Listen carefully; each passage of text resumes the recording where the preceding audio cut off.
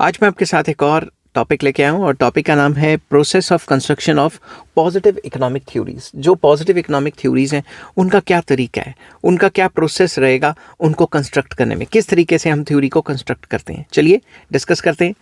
Positive economics is the branch of economics that deals with facts and cause and effect relationship. तो positive economics क्या हमें बताती है?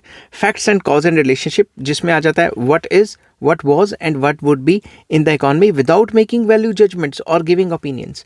हमें एक पॉजिटिव इकोनॉमिक्स बताती है क्या था, क्या है और क्या होगा अगर ऐसे ही चलता रहा, बट इसमें वैल्यू जजमेंट्स नहीं होती और अपने ओपिनियंस इकोनॉमिस्ट के नहीं होते।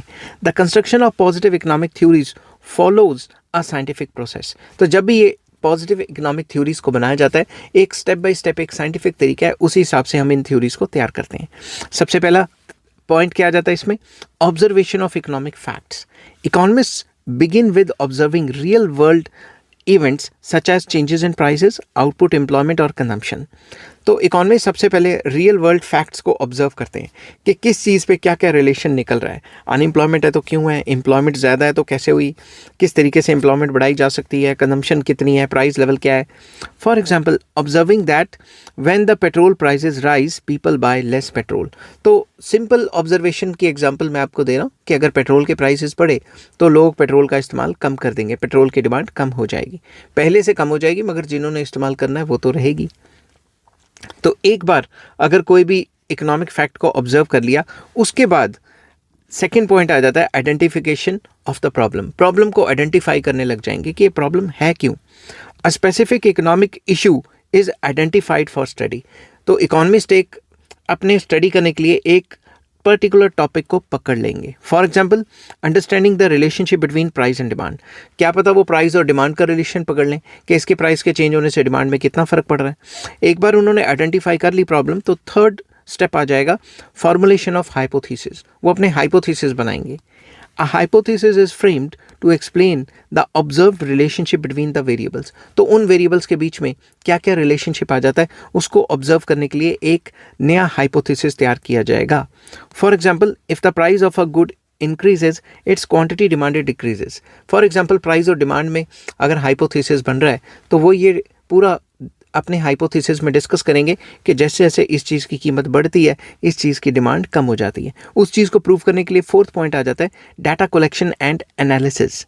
Relevant data are collected through surveys, statistics और experiments to test the hypothesis. अपने हाइपोथेसिस को टेस्ट करने के लिए रेलिवेंट डाटा को कलेक्ट किया जाएगा और उसे एनालाइज किया जाएगा। ठीक है, डाटा कलेक्शन और एनालिसिस कैसे किया जाता है ये मैंने स्टैटिस्टिक्स की पूरी प्लेलिस्ट में आपके साथ डिस्कस किया हुआ है। फिफ्थ पॉइंट आ जाता है टेस्टिंग ऑफ हाइपोथेसिस। हाइपोथेसिस को टेस्ट किया जाएगा। The hypothesis is tested against real world data using logical reasoning and statistical tools like regression analysis या स्टैंडर्ड डेविएशंस। ये सारी की सारी चीज़ें यूज़ करके अपनी हाइपोथेसिस को टेस्ट किया जाएगा। If results match observations, the hypothesis is supported।